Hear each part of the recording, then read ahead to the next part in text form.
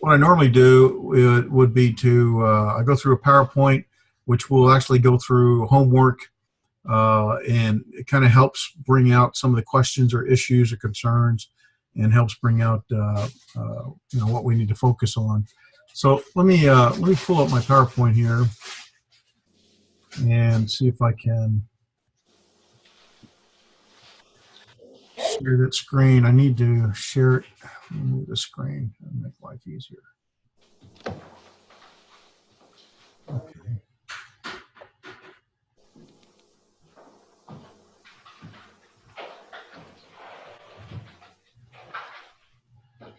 Okay, now back over here. Share.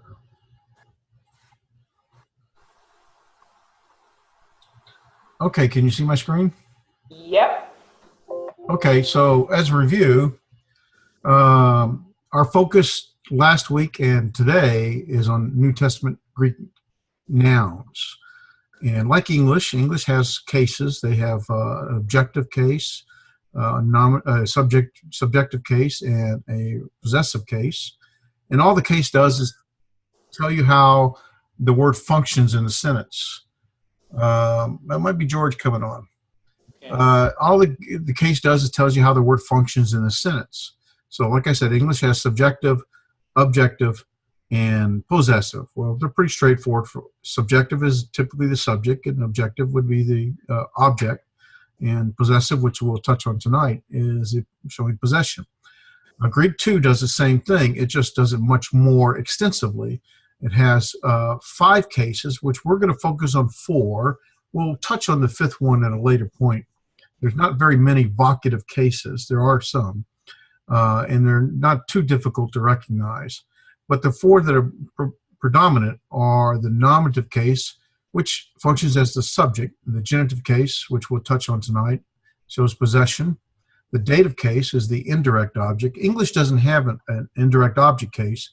It uses the same object case for the indirect object. In other words, in English, you have he would be the subject, him would be the object, but direct object would still be him. It doesn't change. But it does change in Greek, and we'll talk about that. We also have the accusative case in Greek. That is the objective case.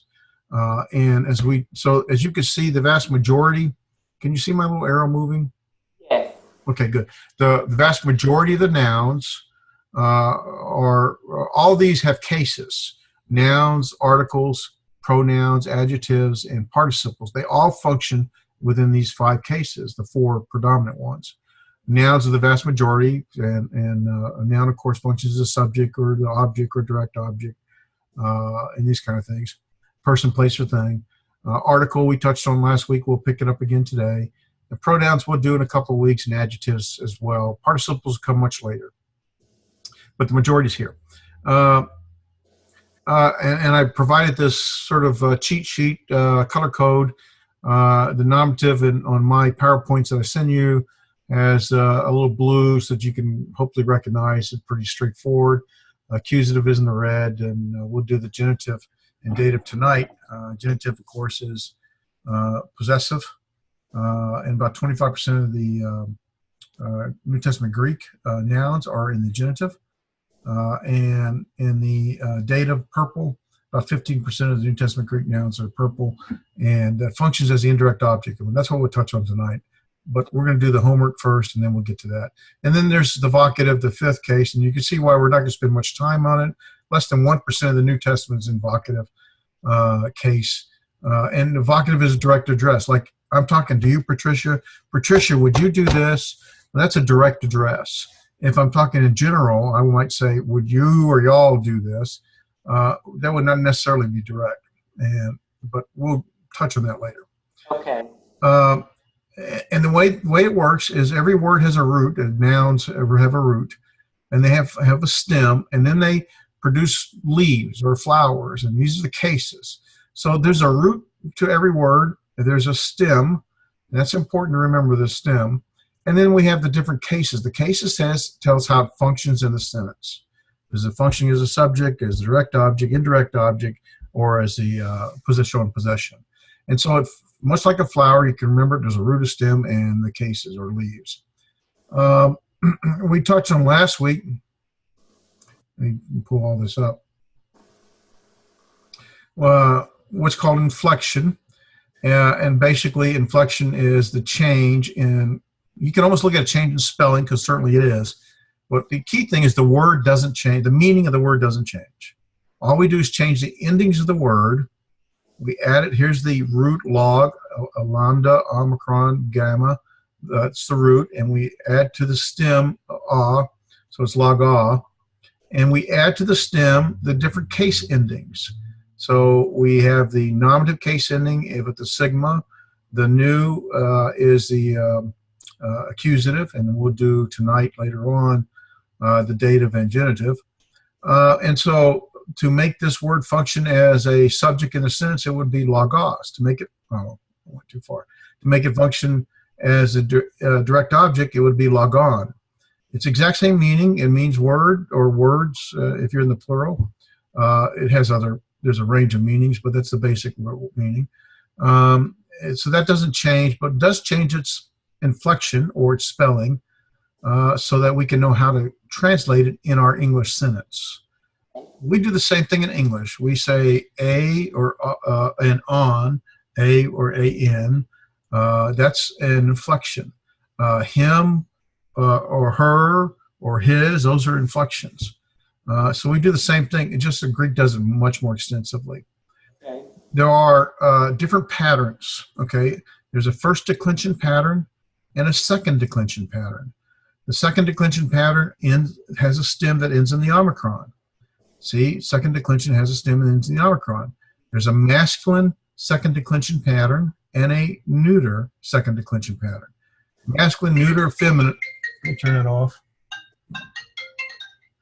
Masculine, feminine, or neuter is not necessarily male or female. It's nothing more than a grammatical category, and it's important because what will happen is when we add other words to describe the word or the good news or love or the kingdom, other words, adjectives, or other words that describe it, we have to know if that adjective is going with which word it's modifying. Well, it will agree in its case ending and its gender, masculine, neuter, or feminine. And so it's important to recognize or to realize that there's these grammatical categories of masculine, neuter, and feminine. So right now we've learned two major patterns. Second declension is broken into two sub-patterns, okay? So it's like a red apple tree, a green apple tree. These two both produce apples. One's red, one's green. And this would be an orange tree. It's not going to produce an apple because it's a different pattern, first declension. It has a different stem ending. The eta or the alpha is the stem ending. And so in each case, though, there's a pattern. The new ending here is for the nominative, which is subject. The new ending here is for the accusative, which is the direct object or the object. And here the eta or the alpha ending is if there's no change to the stem, like in the agape and basileia, that's the stem ending, alpha, eta, and alpha. If there's no change to it, then that's what the little dash is. That is the nominative singular position or case ending, and so it functions as a subject. If we add a new to it, eta new or alpha new, then it's functioning in the accusative. Does that kind of ring a bell? Are we making a little bit clearer?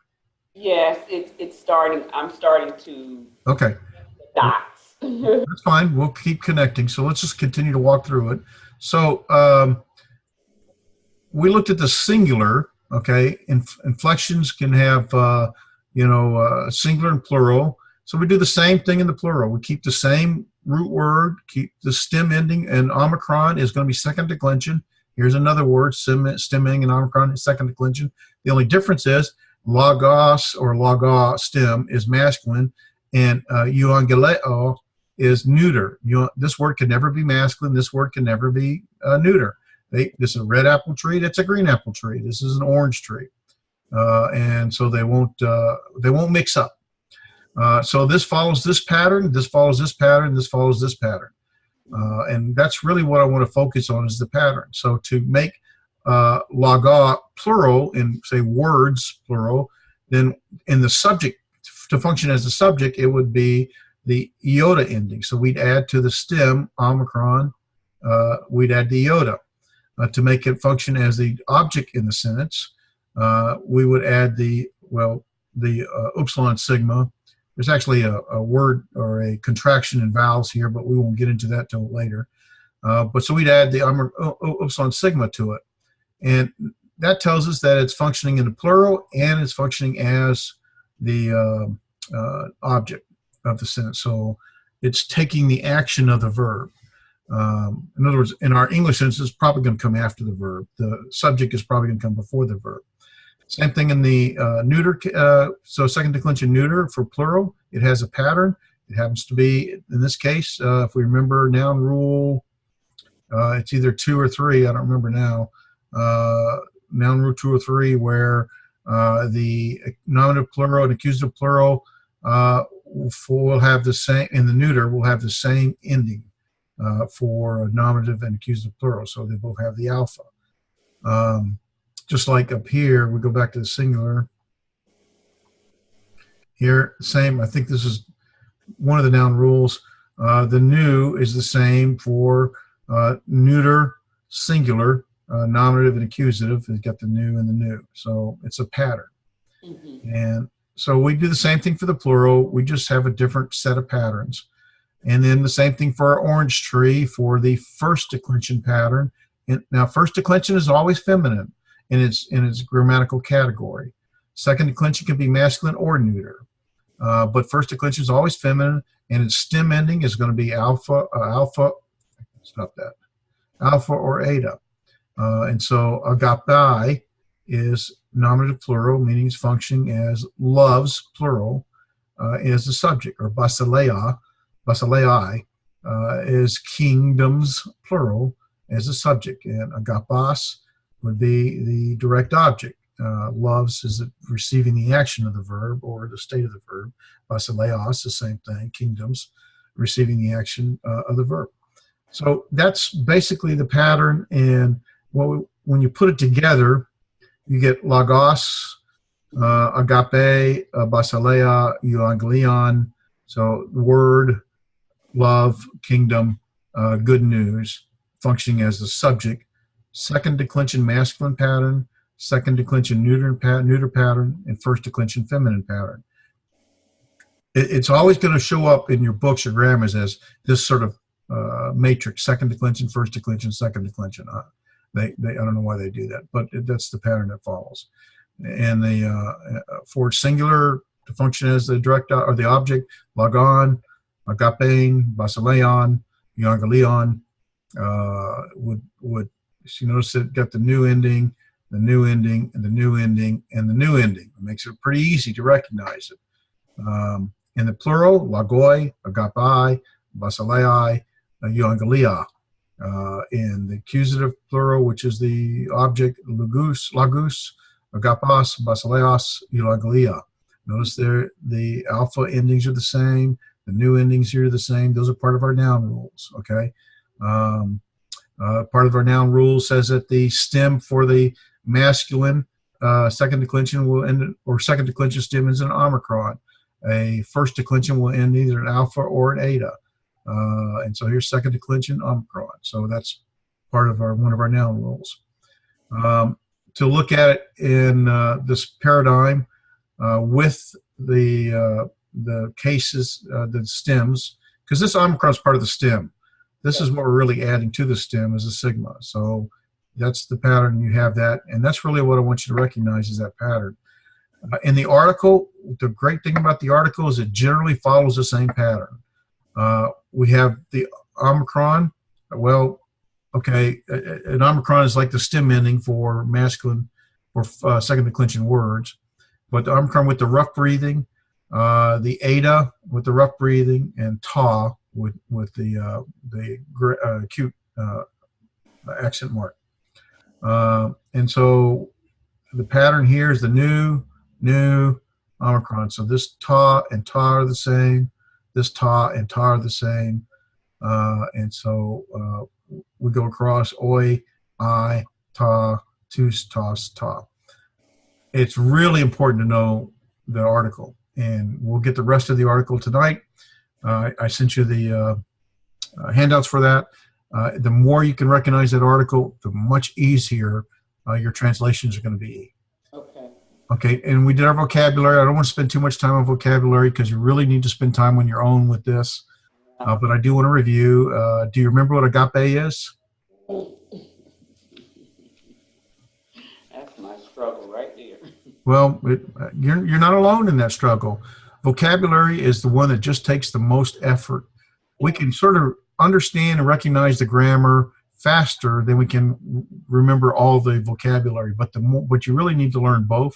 Most important is learn the grammar. You can pick up the vocabulary as you go over time, but you have to spend time in it. Agape is love. And so this would be the lexical pattern, what we find in the glorified dictionary, a lexicon. It'd be written as agape, hey, ace, hey. This would be the nominative form, a case ending. This would be the genitive case ending. Agape, agapes, hey. This is the article that's associated with it. So that's how you'd find it and look it up in the lexicon to determine its meaning. If you notice in the back of the book, you have a lexicon. So go to the back of the book to page, we'll look up that word, as a matter of fact, page 395. Back of the book is extremely useful. We'll kind of go through it as we move on so you can see how to use it. And if you notice on page 395, 1, 2, 3, 4, the fifth word down is agape, and it's got the ace ending for the genitive case and the hey, and it means love. And what it says there, it's 116. Let's see, what does the 116 mean again? I can't remember now. Chapter 6 is where it's reviewed, and it's a noun. There's a pattern called 1B. That's useful if you're going to use some other books that he has, but it's not so useful in here. But 116 is that the number of times? I can't remember if that's the number of times it appears in the New Testament. I think that's the number of times it appears in the New Testament. Okay. I believe it is. I can't remember. Let me look up a word. I'll know that in a minute. Look up Chi. Chi. Yeah, that is, because Chi is 9,018 times. So that's the number of time it appears in the New Testament. So agape means love, and it appears 116. Now, I do want to say something about its meaning. Most words, as in English, meaning is determined by the context that it's written in. In other words, you don't really know how it's used until you see it in its sentence and its context. So, like a dictionary, they tell you generally what it means, but there's often a range of meanings, although not so much for agape. Often a range of meaning. If you look at the word above, agapao, that's a verb we'll get to later. It means I love or I cherish. So I have options here. Some words will have a much greater range of translations, and some will have fewer. So just wanted to see how to use the back of that book, and that's your little handy lexicon. It's very useful. If you kind of read on page 394, kind of tells you a little bit about how to use it. So, okay, so agape is love. Alos, ale, Allah. Well, that's an adjective. There's my nominative, first declension or second declension singular. So this is the lexical form. We haven't got to adjectives yet. Articles aren't associated with the adjective generally. But alos, ale, Allah, there's my masculine form, my feminine form, and my neuter form. And so it means other or another. Autas, aute, ata, this is actually a third person pronoun, which we'll do in a couple more weeks from, probably about 3 or 4 more weeks from now. But we have the same kind of thing. There's my masculine ending with the omicron sigma, the stem omicron sigma, the eta for first declension feminine, and the neuter for second declension neuter. So, autos generally means he. This would be he, it's masculine. This would be she, aute, and this would be it, auta. So it's he, she, it. We'll get to this later. It can have other meanings, but that's the general term. Okay. Basileia, here's a second declension feminine word. I know that because it's ending in an alpha. This is the lexical form, basileia. Oh, I got a capital beta there. I don't know why. But anyway, basileia, its genitive form is basileos, and it comes because it's a noun. It's going to have in the lexical form an article, and I can tell it's feminine because it's using the feminine article. Da is a postpositive. You could see it written like this, or you might see it written this way.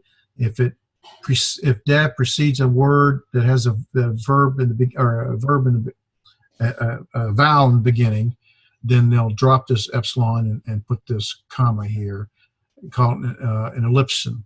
Well, we do the same thing in English, and so it means it has a range of meaning. Typically, we translate it but sometimes it could be and or also or even, but most often but or and. In is a singular particle word. It means in, so in means in. It's a preposition. We'll talk about that later. Ergon, they're giving you words that you're going to use in your translations. That's what they're doing. Ergon, this is the new ending, and this is lexical form, and this is going to be the, because I see the ta, I know automatically this is a neuter. This is a second declension pattern, and it has a neuter, and so it is the new, and its genitive form, which we'll get to tonight, would be ergu, and ta was the article, and it means work. Kairos is time or season. It's a noun because it has an article in its lexical form. There's the, it is a masculine word because it's using a masculine article and has a masculine ending. So this is a second declension masculine word. Follows that pattern. That same pattern for the genitive will be not kairos, but kairu in the possessive. And then noon is a particle. It means now or already.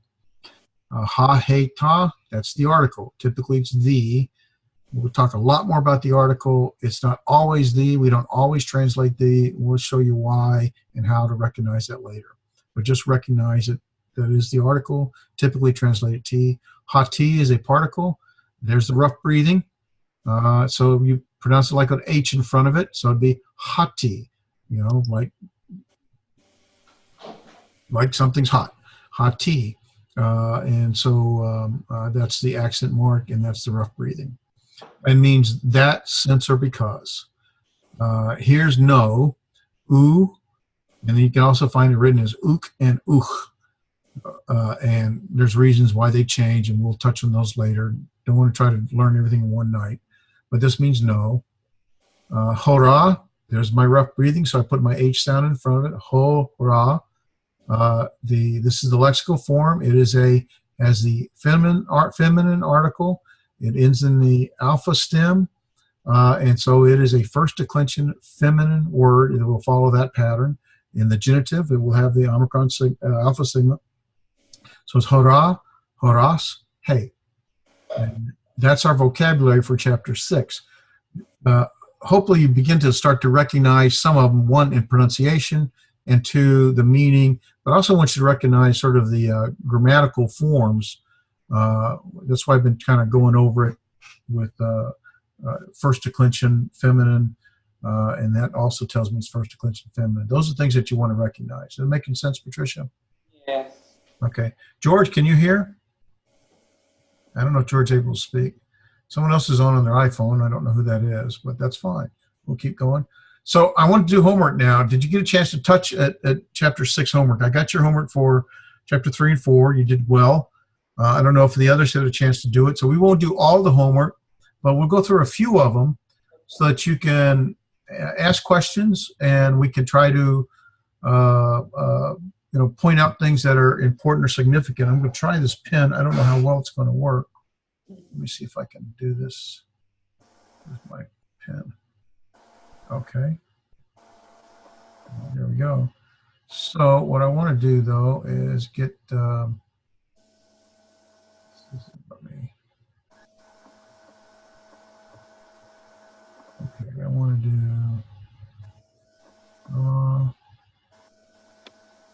All right, so let's walk through this.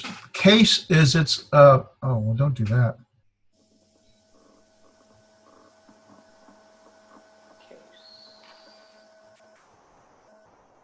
Well, I got to learn how to use this better. Looks like my right that I did.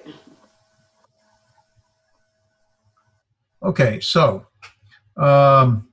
anthropon,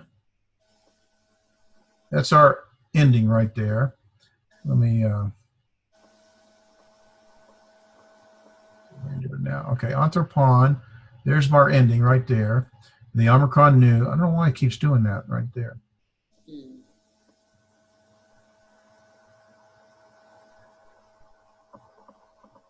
All right. So knowing the new ending, and we have the Omicron as our stem ending here, what are our options for its case ending? What case would this be? Would it be nominative or accusative? Those are the only two we've gone over so far. Right. Let's see. The nominative is the subject. You have a cheat sheet. Okay, this thing's doing things I'm not telling it to do. Wait a minute. I'll get my little sheet.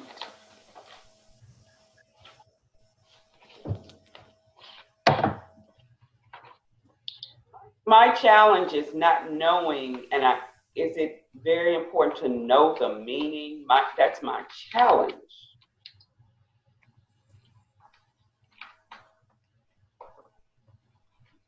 Okay. I'm gonna try this differently. Doing stuff I don't want to do.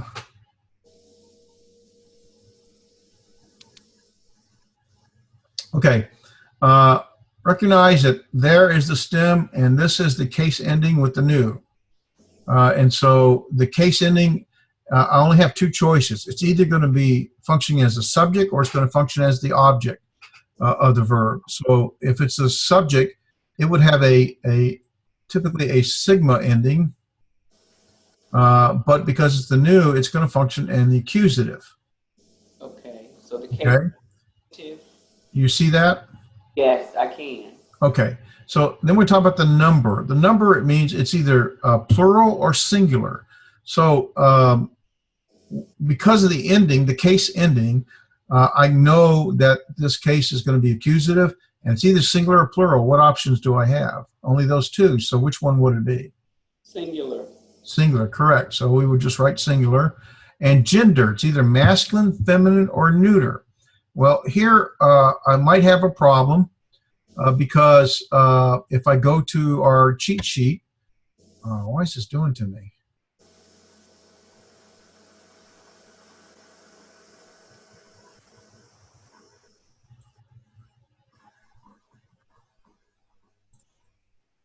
If we go to our cheat sheet, the gender, I've got actually two options, don't I? It could be either masculine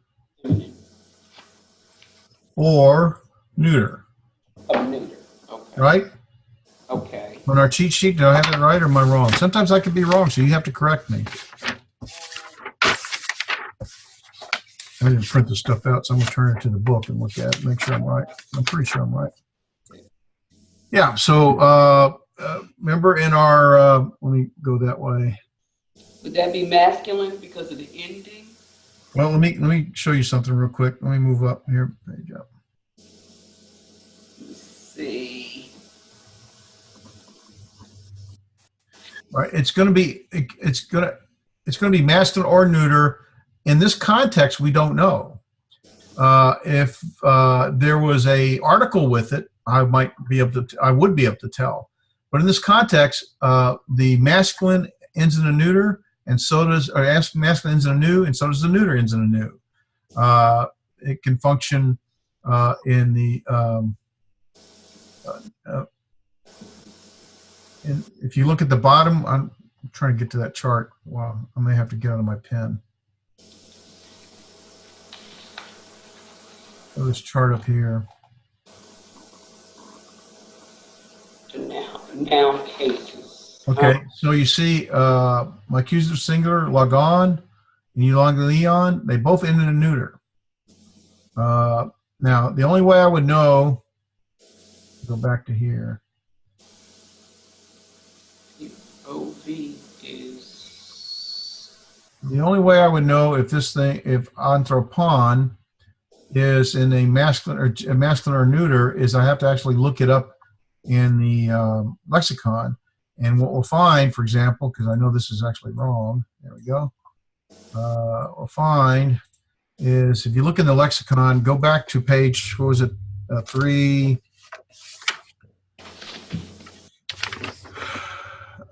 Let's turn to page anthro 395. 395. Right. And let's see, lambda mu new anthro. So it'd be the next page, 396.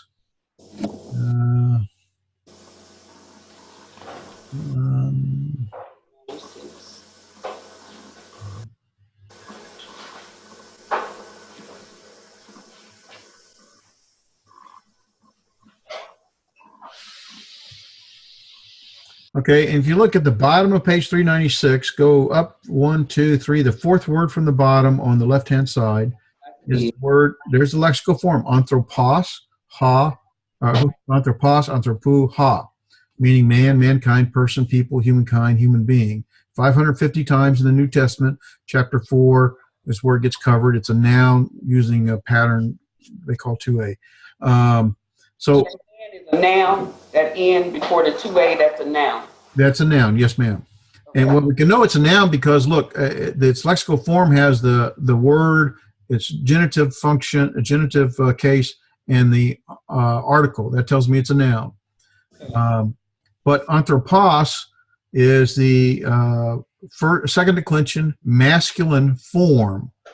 So the answer is anthropon must be masculine. It cannot be neuter because anthropos, anthropon will never be neuter. It's always masculine. Make sense? Yes. Okay, good. So it's lexical form. I'm going to try to just type it here. Let's see if I can type. It'll let me type. Okay.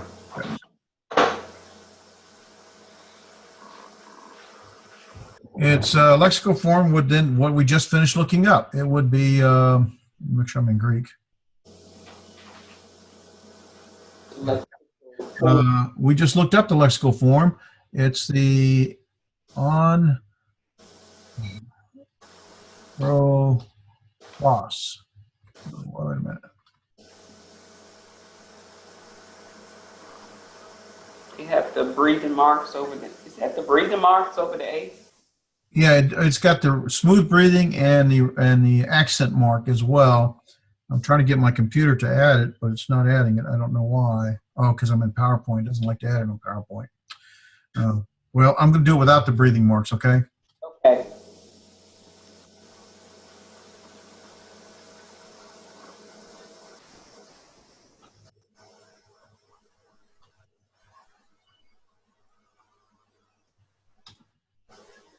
And this would have the rough breathing. I don't think it'll do the rough breathing, though. No, it doesn't.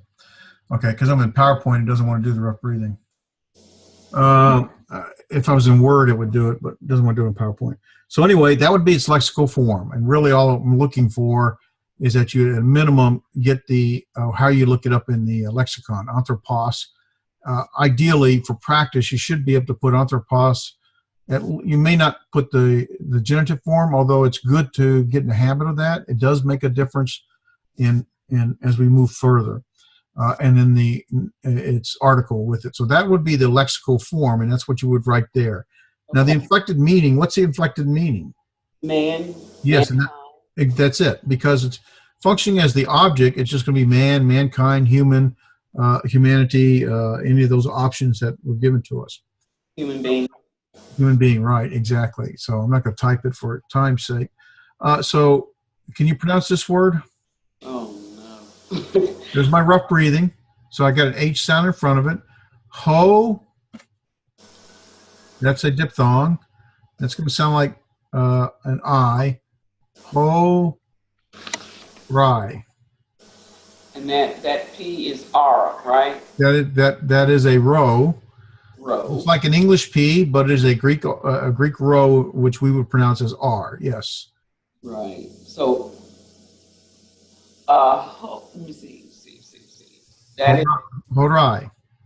Harai. Right. Okay. So let's just walk through it very quickly. We're going to do a few of these just so we have some practice, and I want to do some other things. Okay. So here's the ending right there.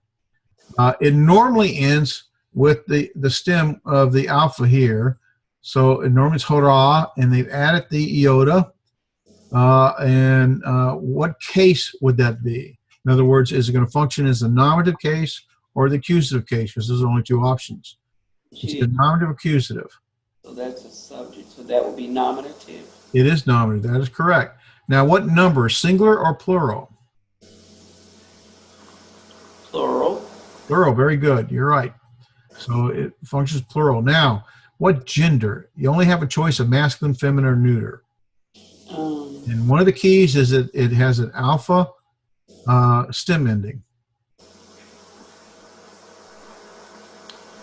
So would that be feminine? Yes, ma'am. It certainly would be. That's correct. My lexical form would be, I'm not going to write it for time, it would just be the hora, the omega, rho, and alpha. And its inflected meaning. What would be the inflected meaning? Do you remember what hora means? No. Okay, we could take the time to look it up, and I want you to get in the habit of looking it up. Let's do that. We'll do this lookup one time so that you get in that habit. Go to page 414. Okay. 414, and you see at the bottom of the page, there's the omega words, and it starts with omega and it goes down, and the third word down is hora, horas, hey. So it's got the feminine article. It means hour, occasion, or moment. Used 106 times in the New Testament. It's covered in chapter 6. It's a noun. I know it's a noun even without the N-1A because the article is there in the lexical form. So I know it's a noun. It has to be a noun if it's got an article in lexical form. So hora, horas, hey, and would be its lexical form. What would be its inflected meaning?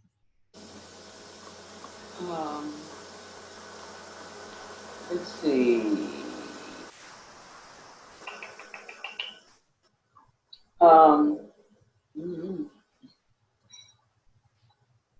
Well, we've already said that it's a nominative, means it's going to function as a subject.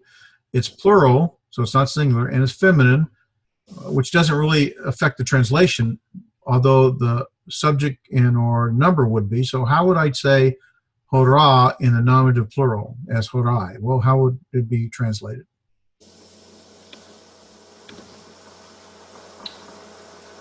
I don't know. Okay, its lexical form is hora, and it means hour. Okay. All right. But that's the lexical meaning, which we just looked up. But now this is plural. So you I'm can. just going to go hours. And that's all we're doing. So you're asking for the inflected meaning. Right. The inflected meaning is going to say, well, this is the inflection, the horai. We know it's a nominative case. It's plural. It's feminine. Its lexical form is hora. And its inflected meaning would be hours. Hours. Plural. Right. Okay. Hours, or what are our other options? Occasions or moments. Any of those, plural. Plural. Okay. Okay. Yeah. All right, we'll do one more, and then we're going to move on a couple other things for practice. So number 3, this is the article.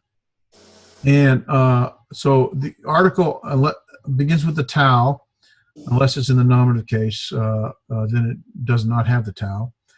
But I see a couple of things. I see the new ending, and I see this alpha. And so I'm looking for something that's going to have alpha new ending. And it's either going to be an accusative or the nominative case. Which are my options? Which would be the answer? The accusative. Very good. It's the accusative case. Now, it's either going to be singular or plural. That's the only options I have. Which one is it? Singular. I'm sorry? Singular. That's correct. Very good. Now, here's the trick. Yeah, you're right. Okay. The articles really don't have a gender. So there's really no gender associated with it, but it would be associated with a word that has a gender, and typically this gender would be, because of the eta, is feminine. Okay? Okay. And its lexical form would be the ha, hey, and ta. That's how I would look it up in the lexicon, in the dictionary, the glorified dictionary. Okay? It would look like that. So that's its lexical form. Ha, hey, ta. But its inflected form is tain. Well, how would I translate that in inflected meaning?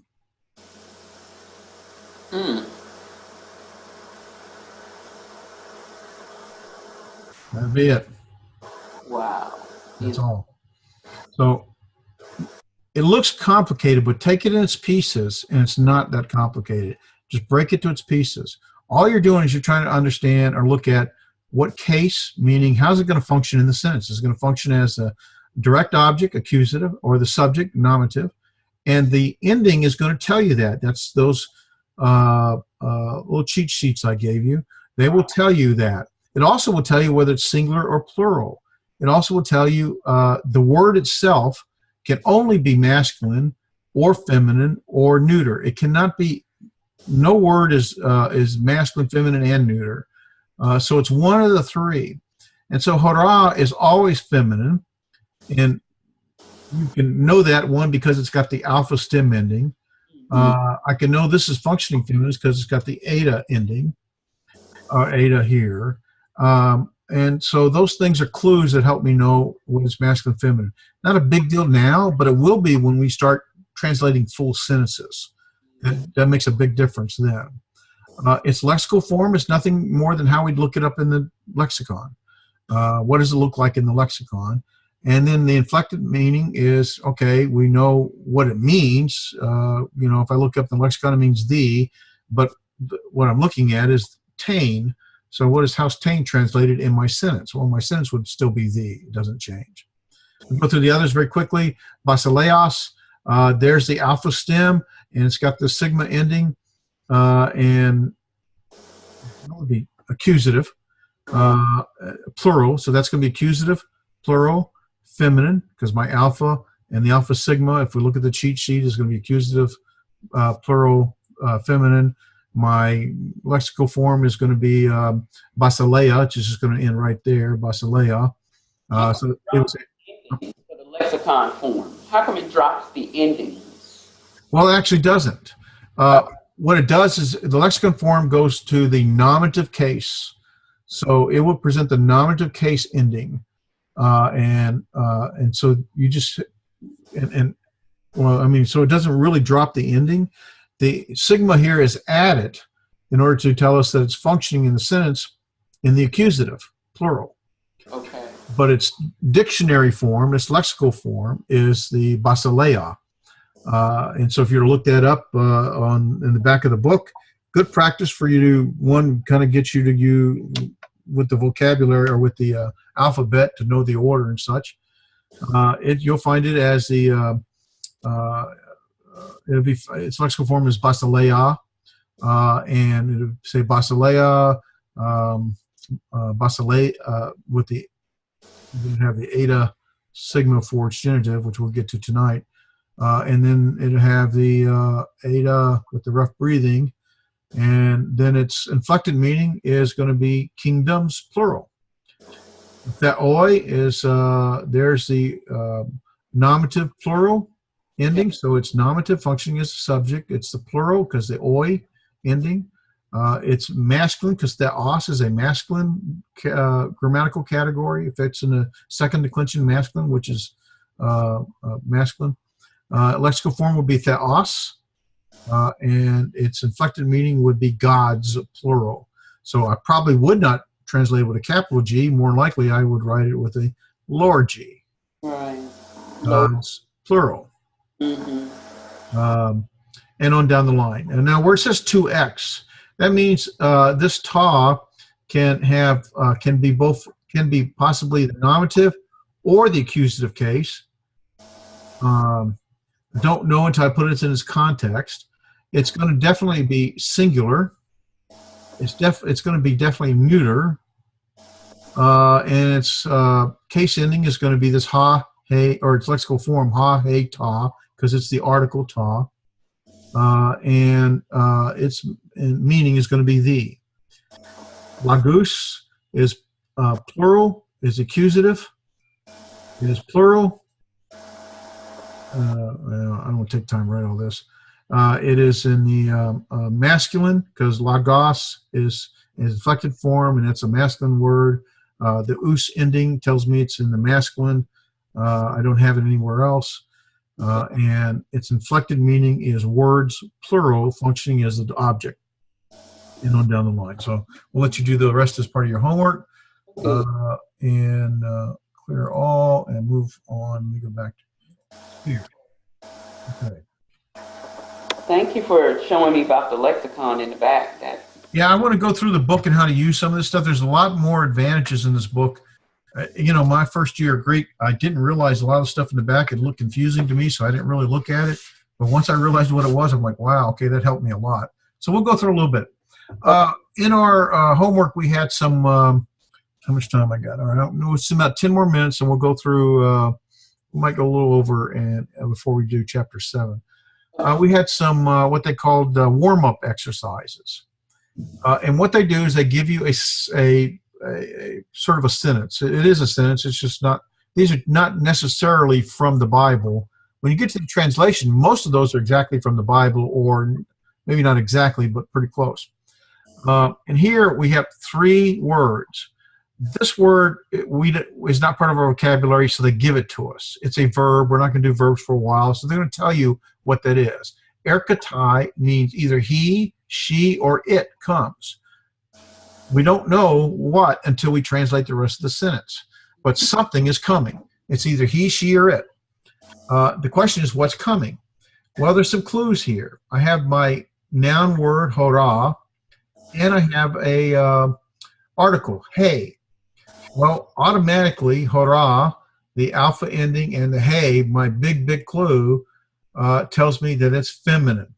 So this is a first declension, feminine. And hey, by the way, also tells me this is the nominative means functioning the subject. So hora means hour.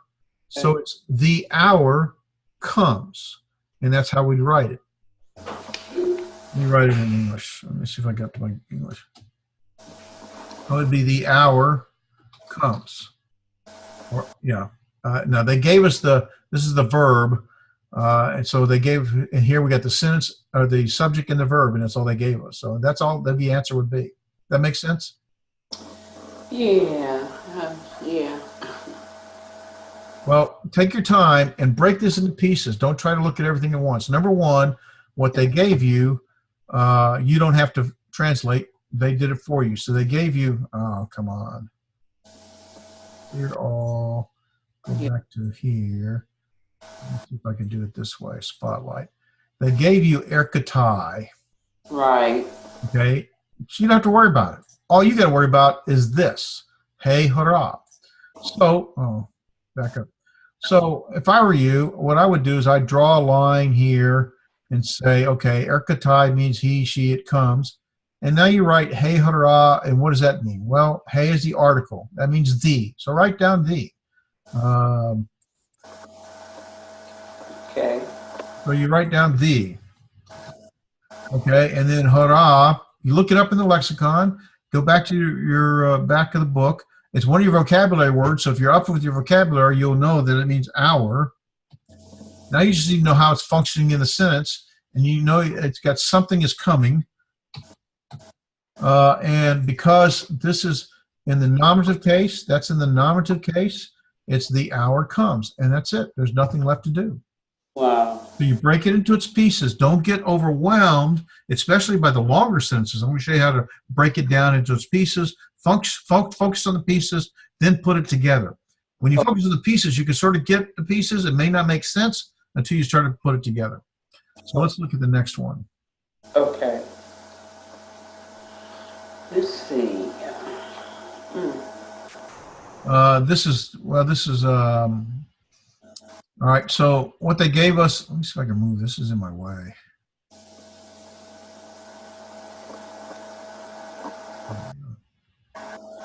All right, so they gave us 1, 2, 3, 4, 5 words. One of the words, back to my spotlight, agapo,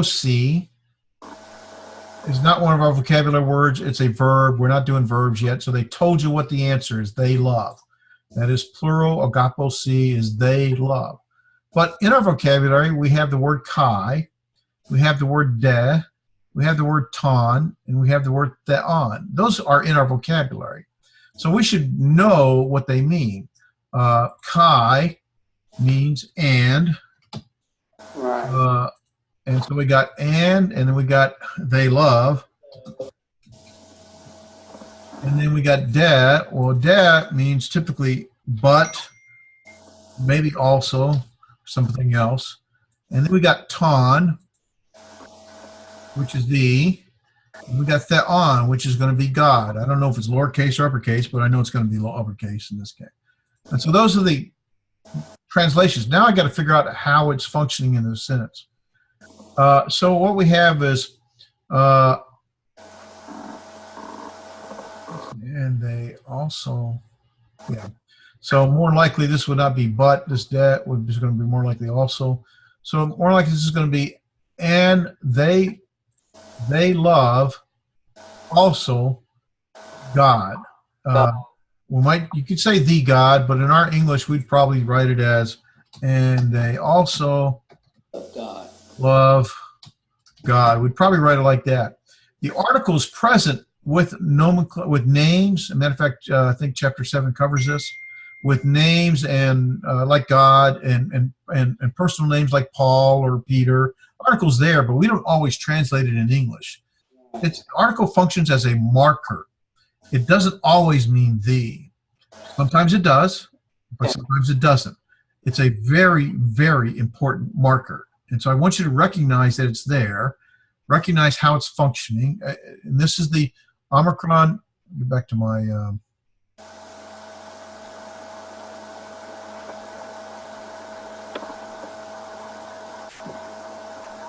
Okay, this is the. I'm going to get the spotlight here. This is the Omicron new. So there's that's going to be my accusative ending. And there I have the new ending. So I have, instead of my lexical form would be theos, but my inflected is theon, and that would be functioning as God receiving the action of the verb. So whoever they are, they love God. And so God is receiving their love. He's receiving the action of the verb. Okay? Okay. So let's do another one. And actually, I want to, these are the warm-up ones. I wonder if I want to do the translation ones. No, I don't want to do a long one. Let's do, okay.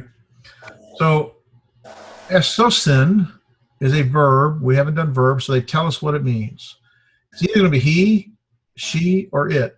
What we haven't talked about is in verbs, embedded in the verb is the subject. That's why it's he, she, or it.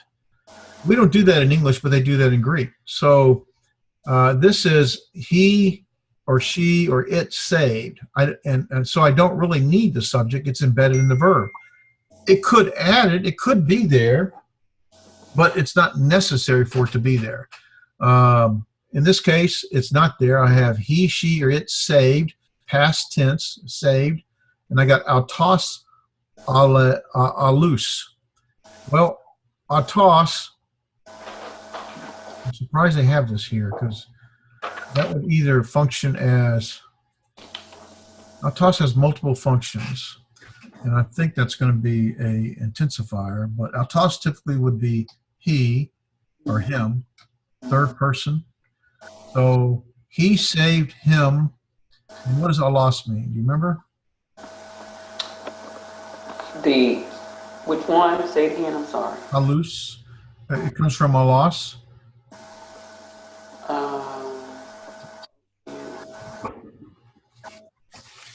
Let me look it up, make sure I got it right.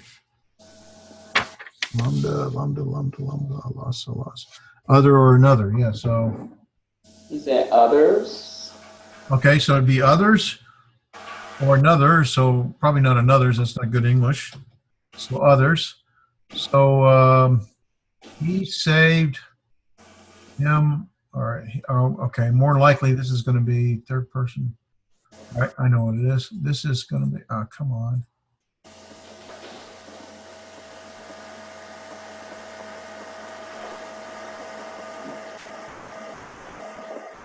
That's not him, that's he. That's what I got wrong. That's he. That's in the nominative case. I'll toss he. So I would translate this as, do it slowly, let me get my text, here we go. He saved others. He saved others. Right.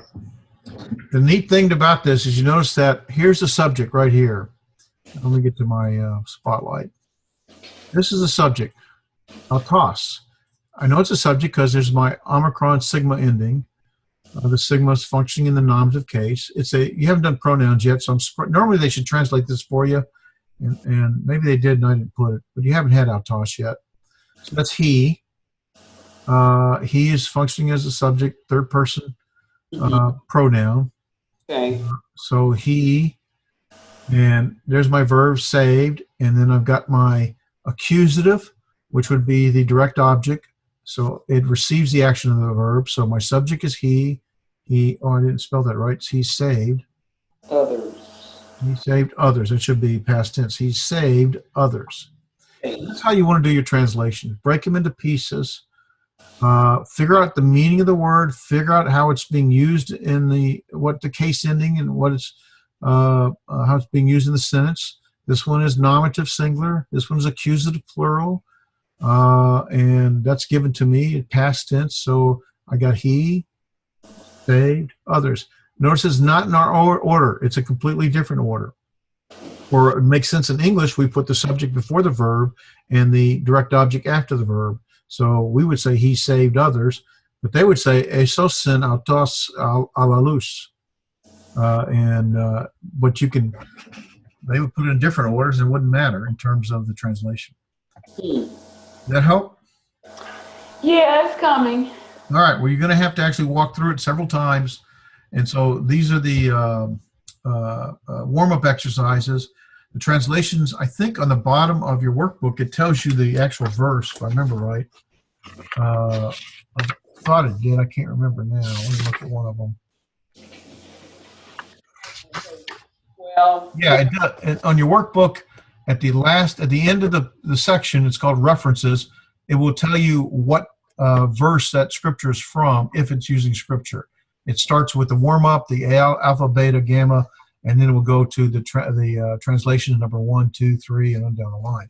So if you get really, really lost, you can always look it up, but that's like cheating, but it will help you to get through it so you don't spend an entire night on one verse.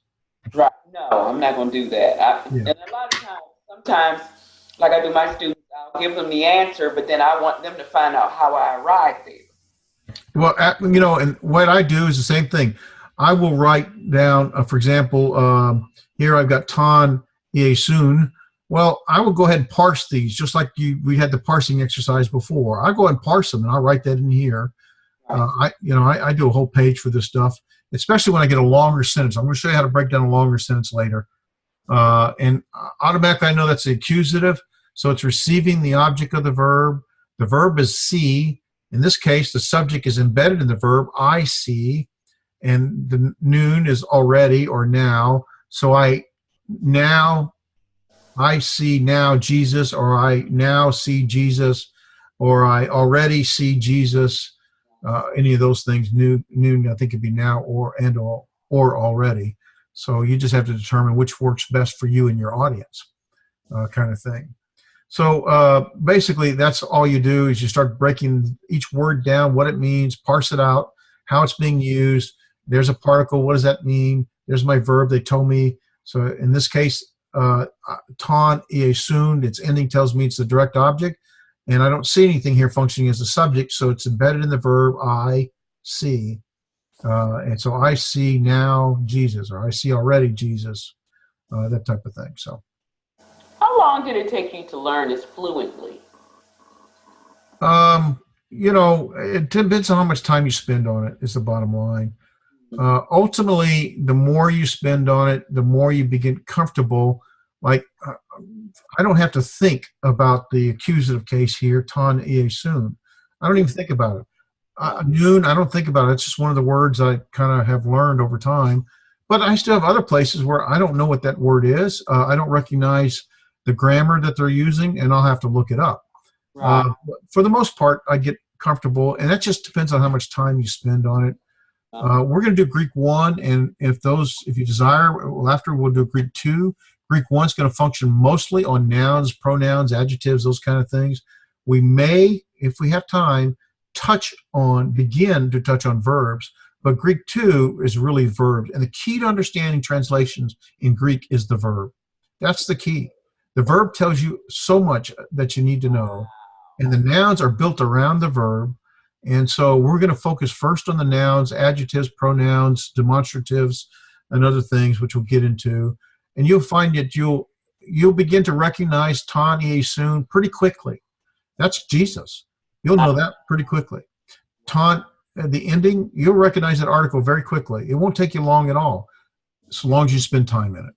That's right. Well, I'm going to have to do that every day, and I hadn't done that every day. I see I can't go without a day now. Well, you don't have to necessarily be every day, but you have to be frequent and extensive. For every hour of class time, you probably need to spend 4 hours or so of practice and study. You're learning two things. You're learning grammar, which nobody likes grammar. I didn't like grammar. And you're learning vocabulary. Both take time. You'll probably pick up the grammar quicker than the vocabulary, although some people do it the reverse. Some vocabulary words are easy. Iesu is Jesus. The article becomes easy. Blepo is a real simple word. I see. You'll pick those up as we go. Okay. Hey agape, that's the love. They give us the verb makarath thume. We're not doing verbs now, so I want to go. He, she, or it is patient. Well, love is patient, and that's all that is. Wow. I, and gnosko is I know. And see, I know I either typed this wrong or they didn't tell you, but I will be one of the vocabulary words you get later. Gnosko is I know. So this is I know that the work is complete. Telestai is complete or finished. Yeah. So.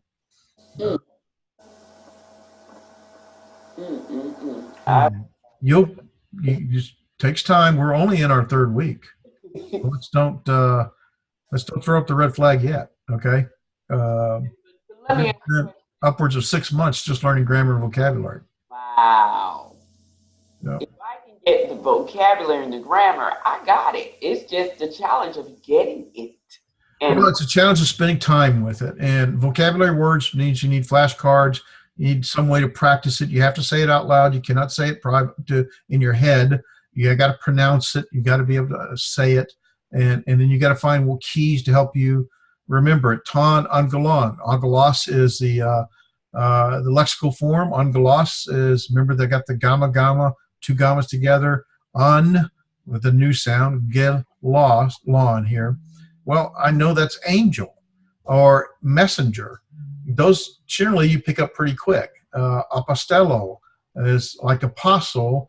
meaning messenger, or one I send, who sent. So apostello is a verb for I send. Who do you send? Well, I send the messenger or the angel, either way, depending upon context. So it just takes time. So I want to go ahead and move into, when you get to longer sentences, you've got to break them into pieces. And I'm going to show you that the more we go. Don't get freaked out by long sentences. This only one looks long because they gave us the English to it. Two, when they are long, we'll find the keys. First thing to do, we hadn't done verbs, but the first thing you do is you find the verb where they give it to us. So that makes life easy. They give me this verb, they gave me this verb. And then I've got hey basileia. Well, I know my article. This article is functioning with basileia, and that tells me it's a subject. It's functioning as the nominative case. Ha kairos. Oh, there's a subject too. So ha kairos kairos means time or season. Well, I got two subjects, and I got two verbs. And so we'll break it into pieces, and we'll do the translation later. Okay. I want to get to chapter 7. Okay.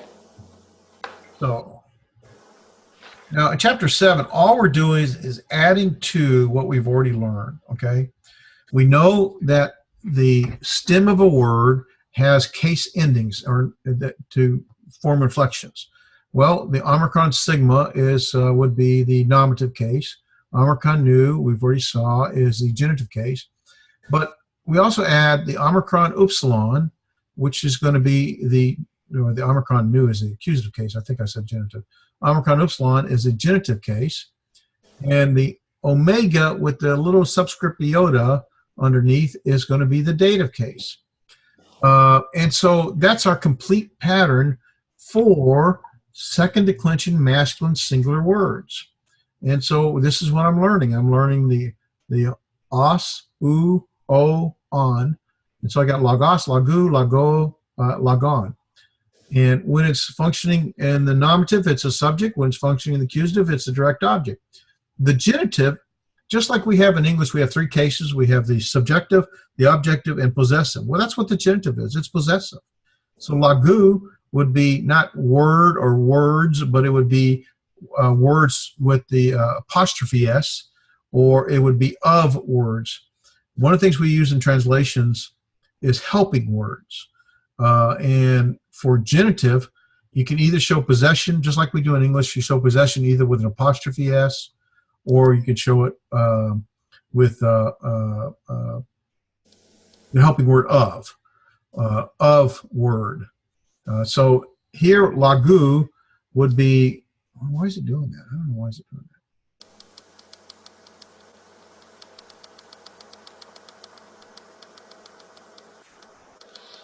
Here, lagu, there's my ending. It would be the of word. Okay. That's all it would be. And so that would be my inflected form there. Of word. Yeah. And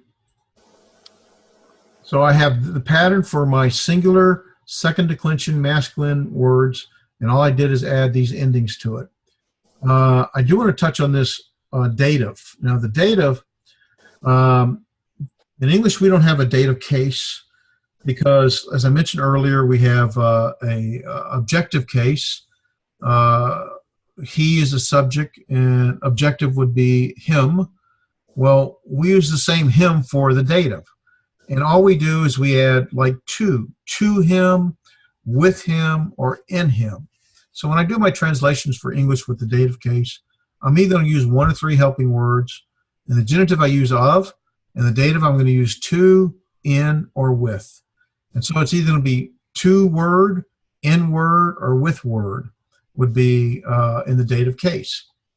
And that would be my translation for the second declension masculine singular logos, lagon, lago, lagu, word, of word, to word, in word, with word, or and here be word. Same thing in the second declension neuter. I got my omicron stem ending. I add my nu for the nominative case. It's also a nu for the accusative case for the direct object. The omicron upsilon, that's the same, isn't it? is for the genitive case. So euangelion would be the good news or the gospel. Here euangeliou would be the of gospel or gospel apostrophe s, taking possession. Euangelio is the with the iota subscript here, helps me to recognize that as the dative. It's so easy to recognize the dative. I'm going to show you a pattern in a second. We kind of see it already. Omega with the dative subscript iota, omega with the subscript iota, eta with the subscript iota, alpha with the subscript iota. That subscript tells me it's singular, it's dative. Now I know it's here first declension feminine because it's the alpha and the eta ending. Here I know it's a it's either a neuter or masculine word. Well, euangelion is neuter, and logos is masculine. And so all we did is change the endings to tell how it's functioned in the sentence. We did not change the word. We didn't change the meaning of the word. We changed how it functions in the sentence. The same with agape, agapes, agape, agapon, basileia, basileas, basilea, basileon. So we changed the ending to know how it functions. That's called inflection, to know how it functions in the sentence. Does that make sense? Yes. So we just added 2 more to the pattern. That's all we did. Okay. We do the same thing on the plural. Let me clear and get back to the mouse so I can change. There we go. We're going to do the same thing on the plural. We have the oi ending, the us ending. There's my nominative subject. There's my accusative object. The own ending is the possessive plural. The ois ending is the accusative, dative plural. One of the keys is the iota. You see this where in the singular we have the subscript iota. In the plural, it doesn't subscript, and there's reasons. We'll get to that another time. It doesn't subscript, but instead the iota is still there. So that's a key. The omega nu, omicron nu, is the genitive plural. Omicron nu, genitive plural. There's my ois, ice. The only difference is because this is feminine. This is using the omicron stem ending for second declension words. But I have the iota sigma ending, iota sigma ending, iota sigma ending, using the alpha for the feminine stem ending.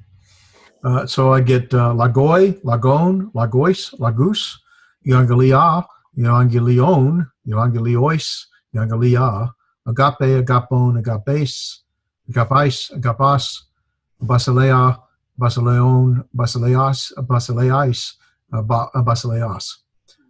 And all that does is tell me how it functions in the sentence. It does not change the meaning. Basileia still means kingdom. In this case, they're both plural. Basileia is going to be plural in the nominative, so it's a subject. Basileos is still kingdoms, plural, but it's functioning as the object.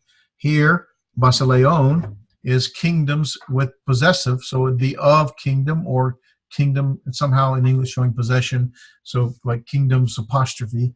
Basileis, plural, dative, with the iota tells me that's dative. And so it's going to be to the kingdoms, plural, with the kingdoms, plural, or in the kingdoms, plural. Context will tell you which one of those helping words to use. And so we just finished the pattern out, and now you know the entire pattern for all nouns. This is it. If you know this, you can learn how to translate every single noun. Now, you still have to learn the vocabulary, but this is the grammar for all the nouns. And so in these 2 charts, you see basically our red apple tree for plural, or green apple tree for singular, second declension neuter, versus masculine, and our orange tree. I only classify them that way because they have root, a stem, and they have different case endings like leaves. And then I classify them that way as an apple tree because logos can never be neuter. It's always masculine, so it's always a red apple. Euangelion can never be masculine. It's always neuter. It's always a green apple. And these first declension feminines can never be neuter, can never be masculine, never be second declension. They're always feminine, and they're it's like an orange tree, so they'll never be an apple. So that's how I try to help you to sort of recognize and differentiate between nothing more than patterns. I have a second declension masculine pattern for both plural and singular. I have a second declension neuter pattern for both plural and singular. And we have a first declension feminine pattern for both plural and singular. Learn the pattern, and you'll be able to do all the words. 4 noun rules, or two more noun rules, 2 or 3, I think 2 more to add to our noun rules. And you saw this, and we'll pull it up in a minute. In the dative singular, that's the iota subscripts if possible, like lagoi, graphe, hora, ergo. Now notice that we don't pronounce the iota. It's called subscript, and it's functioning as a dative singular. There's a pattern. Once you see that, oh, that's dative. Oh, it's singular. Oh, so I mean, once I know the vocabulary, hour, work, writing, word, once I know the vocabulary, then I know, oh, that's 2 word, 2 writings or scripture, 2 hour, or not, yeah, 2 or 2 work, 2 in or with. So it's 2 word, in word, with word, 2 scripture, 2 writings, with writings, 2 hour, with hours, in hours, 2 work, in work, with work. And so once you learn that pattern, then you learn the vocabulary. Pattern will help you with the grammar, vocabulary will help you with the translation, and you got it. Wow. So it's not as complex as it first looks when you first see it, once you break it down. Yeah, okay. Okay, so noun rule 4 helps you to recognize dative singular, the iota subscripts if possible. There are cases where it cannot subscript, such as the plural. It does not subscript. Vowels often change their length. This is very important. We'll see vowels changing their length. It does this in English all the time. It can lengthen, it can shorten, or it can even drop off. English does the same thing. When we get more into it, we'll kind of see why.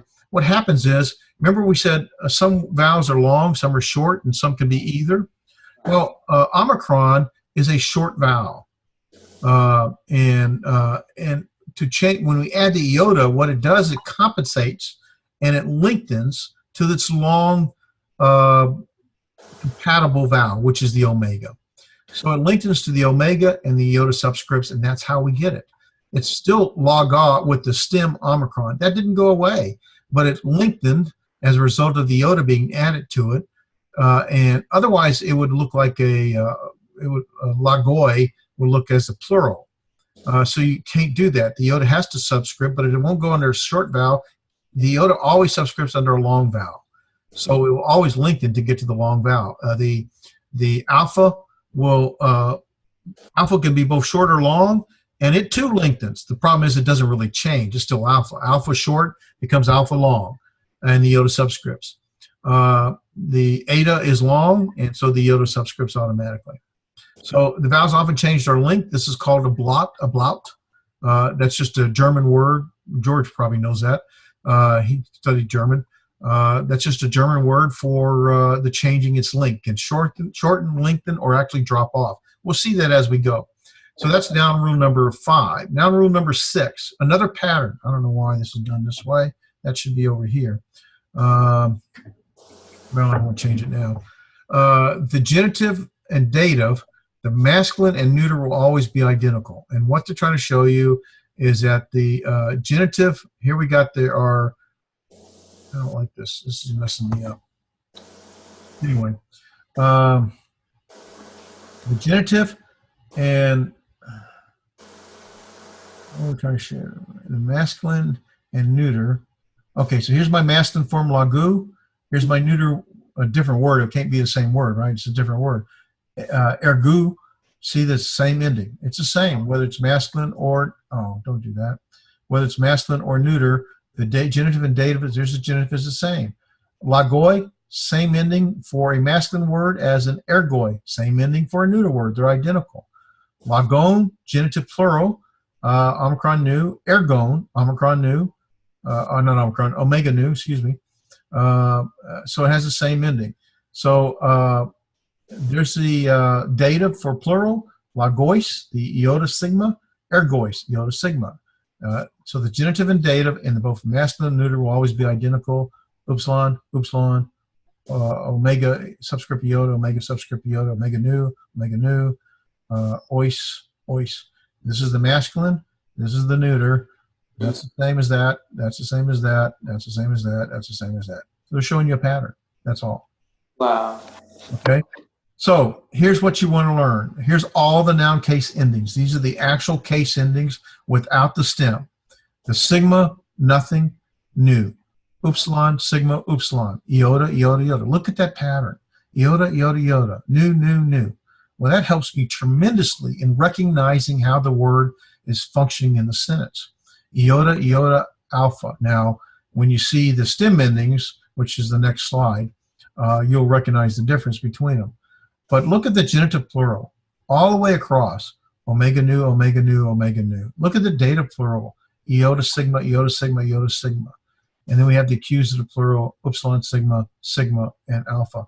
If you add the stem endings to it, it looks like this. Omicron, sigma, alpha, alpha. Remember, there's no addition to the stem for first declension feminine nominative. And so this is the stem ending for first declension feminine nominative. Here we have the sigma added to the stem of Omicron.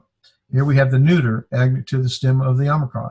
So we have the sigma, nothing, new, and here we got added sigma, nothing is added to the stem, so we have the alpha nu, and the nu is added to the alpha eta, the nu is added to the Omicron, and on down the line. So u, os, ace, u, look at the pattern, omega, subscript iota, subscript iota, subscript iota, subscript iota, Omicron nu, alpha nu, eta nu, Omicron nu.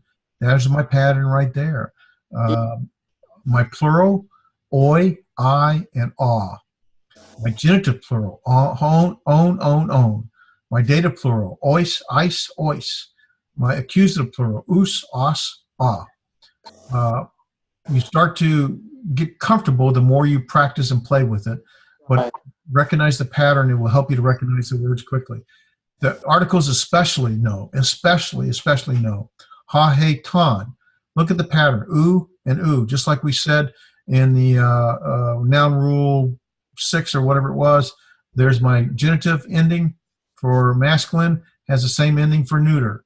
My dative singular has the same ending for the neuter. So it's to, taste, to, toe, toe, toe.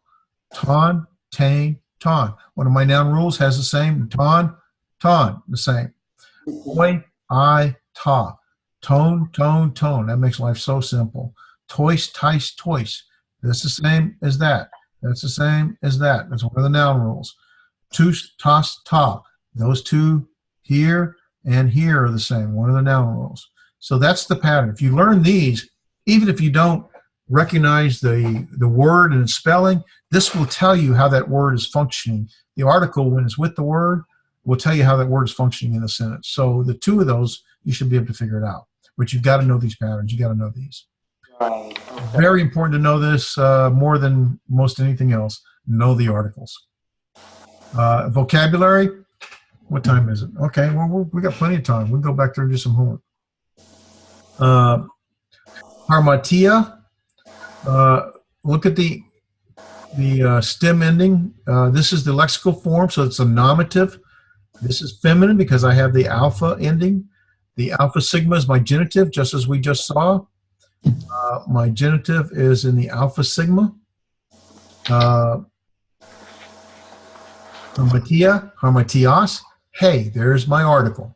So my article, there's the hey, feminine, nominative, singular. And so that's how I find it in the lexicon. Harmatia, harmatias, harmatia, harmatia, harmatia, harmatias, hey. If we look it up on page, let's see, it should maybe on page 395.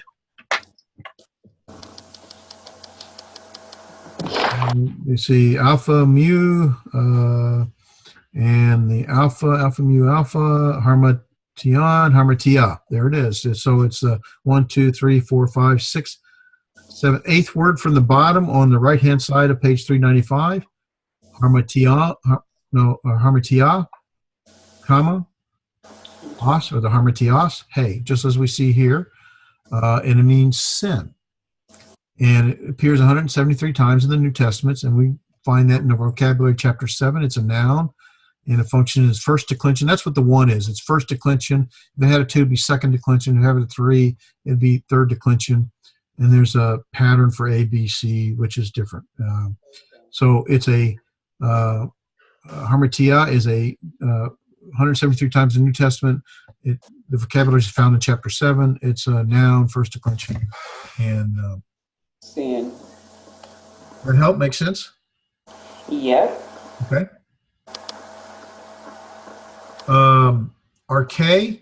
Arcase, hey. So let me ask you, if you don't know what the word means, you ought to be able to know what it is grammatically. This is the nominative, right? But is it masculine or feminine? I'm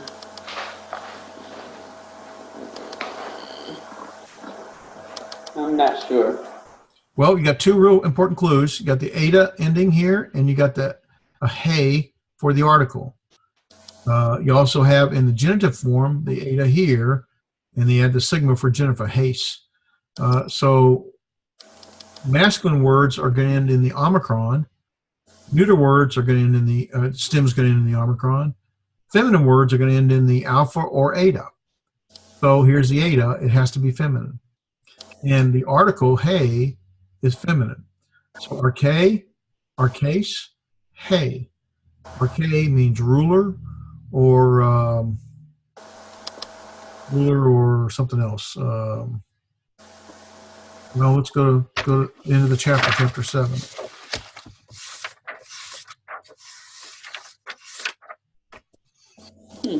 Or beginning. That's right. It could be beginning or ruler. There's and you've noticed. Go to vocabulary page 50. Okay.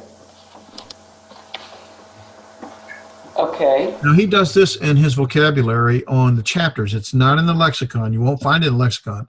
But notice that. Let's start with harmatia. You see harmatia, comma, haste, harmatias, and then hey, and it means sin. There it is, 173 times in the New Testament, semicolon. And then he's got an asterisk, harmatia, with a note number 10. Well, the asterisk means that's the root word, harmatia. I think that's what it means. And so he puts the root down for you, and that is important.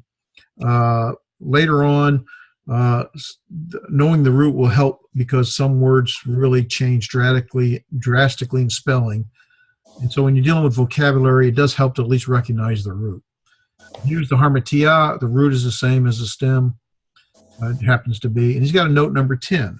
Well, go down to number 10, the bottom of the page. Harmatia describes both a specific act of sin, quote, a sin, as well as the concept of sin itself, quote, sin, or sinfulness. Harmatiology is the study of sin. So he gives you a little more information in the vocabulary that you would not necessarily get in the lexicon, specifically the root and sometimes a note. Look at note 11, which would go with arche, which we already have now, meaning beginning or ruler 55 times. Its root, it happens to be the same as the stem, arche. And note 11 says the archbishop is the chief bishop over the archbishopric. I don't know what that word is. The chief angel is the archangel. So some of these might actually help you to remember its meaning. Arche is like the arch or archangel. It's the beginning or ruler is what it means. So he gives some helpful things here that you want to look at. So I just want to point that out. Thank you. I need to go through this book. Oh, yeah, the book is extremely helpful. And one of the reasons I love this book, I've had several grammars in different schools, and this has been my favorite by far because it gives you a lot of useful information, and it does it in building block form to where you're only really learning what you need. You're learning vocabulary words now that are really important for your translation in the homework. So it's good to spend time with that. But he's also telling you stuff that you're going to use later on, like the root and that kind of stuff. So gar, if you see on page 50, the third word down, gar, and he says means for, comma, or then, appears 1,041 times in the New Testament. So it's important to know this word. It's also, he's got a little underneath it says gar is post-positive. Post-positive means it can never start at the beginning of a sentence. Cannot. So it would normally be the second word in the sentence, but when you translate it, it's going in the beginning of the sentence. So it's called a postpositive.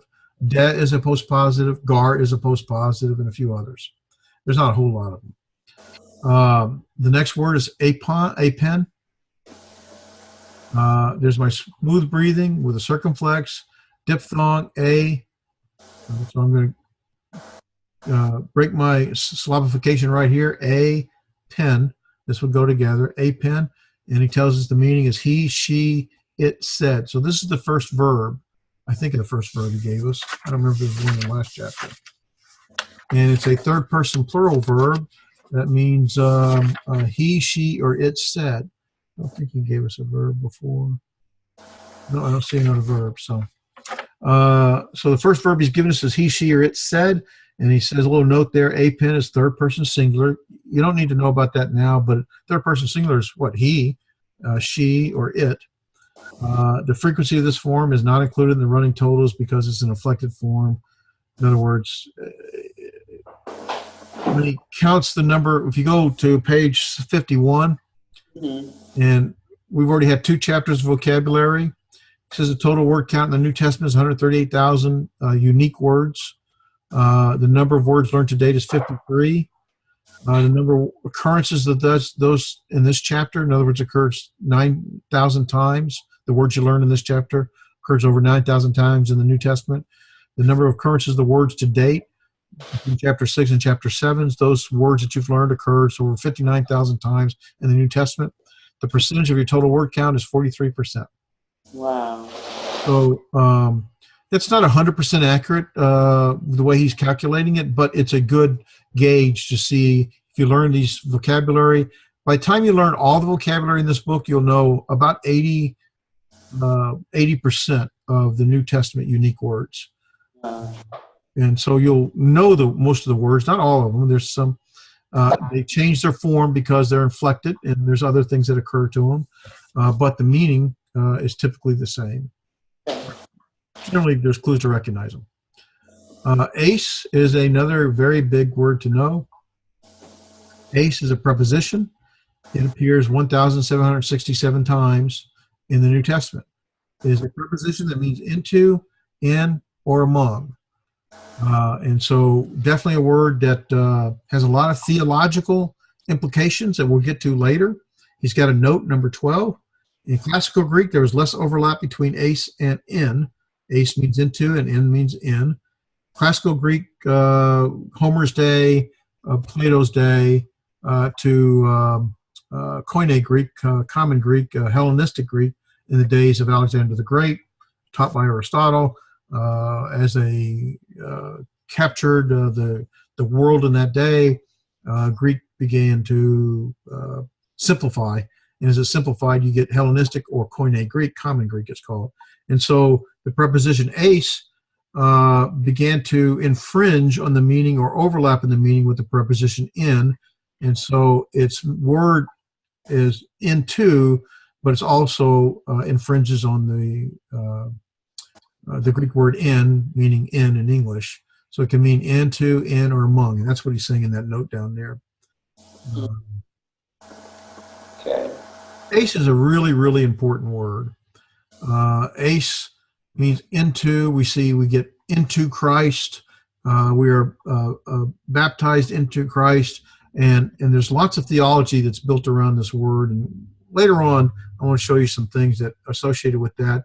When you look at, say, what is it, Matthew 26, verse 26, in comparison to, say, Acts 2:38. And we'll do that another time, though. The next word is excusia. Okay. There's that XC sound, that excusia, excusias, excusiae. Now, again, we have the alpha ending, stem ending. We have the alpha sigma for the genitive, and with a hey. So there's my clues, my lexical form. This is a feminine word. So it follows the first declension pattern, like a orange tree, one of those I showed you. Follows the first declension pattern. And we see in page 50, it means authority or power. Appears 102 times. Its root word is excusia, pretty much the same as the stem. The next word is euangelion. You, on, there's my on, it goes together. I'm going to separate that. You, on, li, on. So I have 1, 2, 3, 4, 5 syllables. 1, 2, 3, 4 syllables. Excuse me. 1, 2, 3. Oh yeah. Okay. 1, 2, 3. Yeah. Oh, this is e on. So 1, 2, 3, 4, 5 syllables. That's what I thought. Okay. You, on, li, on. Euangelion. Emphasis here. Euangelion. Genitive form is the ending omicron upsilon ending, and it has a ta for a article. So automatically I know with that ta, it's neuter. Because of the stem ending here and the stem ending here, it's second declension. So it is a second declension neuter word, and it follows that pattern. And it means good news or gospel. It appears 76 times in the New Testament. And here its root is euangelia, which is the same as the stem. And it got a note number 13. An evangelist preaches the good news of the gospel. Well, okay, thank you. Didn't add much to it. Here's Jesus' name, Jesus. E, A, two vowels that are not diphthongs get separated. E, A, sus.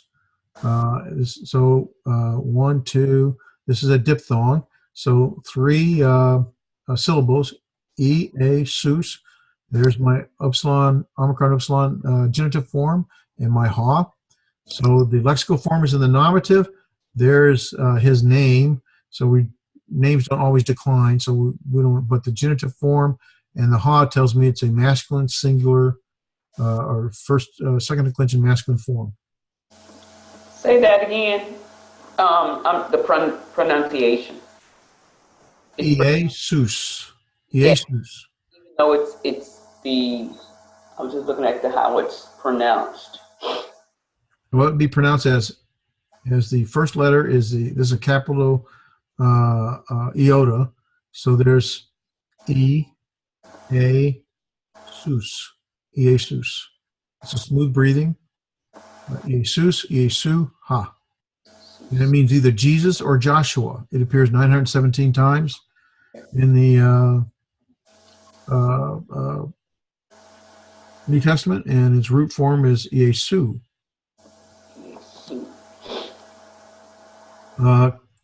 Kurios, kuriu, ha. There's my article, nominative form, masculine, singular. I've got my stem ending is an omicron. A stem ending is an omicron for the genitive, omicron upsilon. Stem ending omicron sigma for the nominative. Kurios, kuriu, kuriha, kurios, kuriu, ha. So it is a first or second declension masculine form, and kurios, it says, means Lord, capital, meaning our Lord Jesus.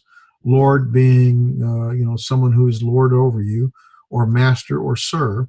Appears 717 times in the New Testament, and its root is kurio. Note 14 says, Kyrie eleison is a petitionary prayer used by some Eastern Roman churches. He puts notes in here that I don't think really add much to our knowledge. May means not. What time is it? Okay. Uranos, ran, it's going to be uranos, uranos, uranos, uranu, ha. Ha is the nominative masculine singular form. So my omicron for the stem ending, I'm dealing with a masculine form, first or second declension form. And of course, Uranos means heaven or sky, I think. Yep, heaven or sky, 273 times in the New Testament. Urana is the root, and it says you will find Uranos in the plural. This is the result of a Jewish way of speaking, and you can translate the plural as a singular if it fits the context. Well, okay. Note 15 says Uranus is the Greek god of heaven. Kind of correlates to his name. Here's the demonstrative pronoun, hutas, alte, tuta. It means he, she, or it. Wow. I think that's right. Did I get that right? No, I'm sorry. I'm thinking of something else. I'm thinking of the third person, alte, autas. This is, I saw alte. This is hutas, alte, tuta. This means this in the singular. This masculine form, this singular form, or feminine form, and this neuter form. So it just means this. Hutas means this, haute means this, tuta means this. Masculine, feminine, neuter. In the plural, it would be these, and so when it flexed to autoi, that would be masculine plural for these. Case, or autai, excuse me, would be the feminine plural for these. Tuta would be the neuter plural for these. So singular is this, and if you put in the plural inflection or case endings, it would be these. And you go to note 16. There is much more to this word than I'm presenting here. That's true. Its form changes considerably in different genders, and that's very much true. The initial tau of the root is sometimes replaced with a rough breathing. Hutas is covered in detail in chapter 13. So we're going to see this again, chapter 13. They've given it now for vocabulary, not for grammar, because we'll see it in our vocabulary. Here's the second person pronoun, su. It means you in the singular form. And we see it appears 1,067 times. In English, you can be either singular or plural. Su is always singular. So when I speak to you, I could be talking singular to you, Patricia, or I could be talking to you to all those that are online. So English doesn't differentiate, but Greek does. And right now we're not learning the pronoun, but we're learning the vocabulary for this word, su. It means you, singular, second person. Okay.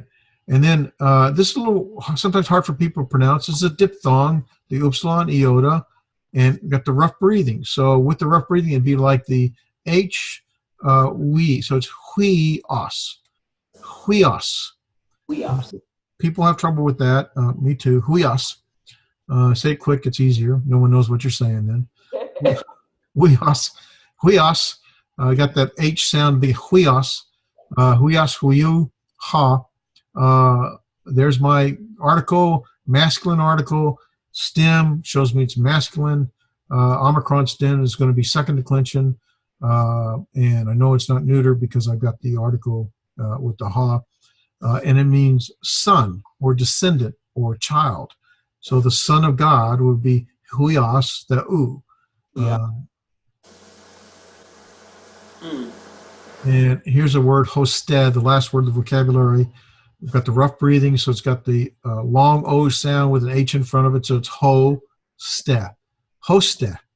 Hoste. Therefore, or so that appears 83 times. And so that's the vocabulary. We got a few minutes. I don't want to overwhelm, but is there anything that anyone, I don't know if George or whoever's on the iPhone can speak or not. Are there any questions or anything we want to go over thus far? Really, it takes sort of diving into it. Until you dive into it, it's all Greek. You know, it's all Greek to me. You have to dive into it to become Greek to you. For homework, we do want to do the homework in chapter 7. Of course, we haven't done chapter 6, so it's piling up. And it takes a lot of time to do those translations. When you first start, let me tell you, you spend a lot of time with them. Yeah. You're trying to figure it out, and it's confusing because you got to deal with both grammar and vocabulary. And use the back of the book to help you. First figure out even if you don't know the meaning of the word, try to figure out how the word's being used in the sentence. Is it the subject? Is it possessive? Is it a direct object? If it's possessive, you use a helping word with of, O-V, O-F. If it's dative, use either in, write all three of them just so you learn. In, with, or to. If it's accusative, it's functioning as the direct object of the verb. So you got chapter 6 and chapter 7 to do, and what we'll try to do is next week is we're going to spend a lot of time on just going through the homework, but I prefer you have the homework already behind you so we can answer questions. Okay. On chapter 7, do all the parsing, and there's also a place to do the article. You do both of those, okay? Takes a little time with the parsing. The article is not so bad, pretty simple. But it's just, what I used to do is I just would actually practice writing down the article forms, and I'd learn it. Ha, hey, ha, hey, ta. I just learned that form, that pattern. There's some online YouTube things. If you look up Greek article and go to videos, you'll find some other people practicing the. It's good to watch, and it's funny. Some of them are really funny, but it kind of helps you sort of see what other people, how they're pronouncing and how they're doing it, but you won't learn it if you're not saying it. You have to say it and even write it. Do all the warm-up. Now, last time I only had you do half the warm-up by every other. I don't want to overwhelm with homework, but the warm-up is generally the easier words, translations. So they should not take you as long as the translations, but do the even number translations, which I think that would be like 5 or so. And you can see if you look at the last page of your work on the workbook for chapter 7, that'll give you the scripture verses for the warm-up and for the translation. If you absolutely get stuck, you can look it up there, but you're better off trying to look it up or trying to do it yourself and then look it up to see how close you are. And then if you're off, try to figure out why. And if you can't figure out, well, that's what class is for. We'll go over the homework and go over that. Okay. Also, now what I intend to do is go through chapter 8 and chapter 9 then we'll take a break and just go back through 6, 7, 8, and 9. Because you're gonna have time to absorb it, I know. So we're kind of rushing through 6, 7, 8, and 9. Okay. So read chapter 8, and then we'll look at homework for chapter 6 and 7 next week. We'll introduce chapter 8 to you next week. Then we'll do chapter 9 the following week. And when we finish with chapter 9, the next week, we won't learn anything new. We'll just practice chapter 6, 7, 8, 9. Perfect. So that gives us a little time to catch up, a little time to absorb it, and then we'll move to chapter 10 after that. So that's a good 4 or 5 weeks away from now. So any thoughts or questions? We'll close early, I guess, unless you have some. Hey, what's the best way to create flashcards? On one side, you would put, what's the best way to? I don't think I have any of mine with me here. Let me see. Mine are in the car. I got a couple of Hebrew ones, but you know, basically you get the Hebrew word or the word on one side, and on the back I do the translation. I don't know how to point to that. On the back I do the translation. Okay. And what I do is I punch a hole in them, and I can buy. I punch you can do a little 3x5 index cards, and you can buy from. I just had it the other day. Where's it at?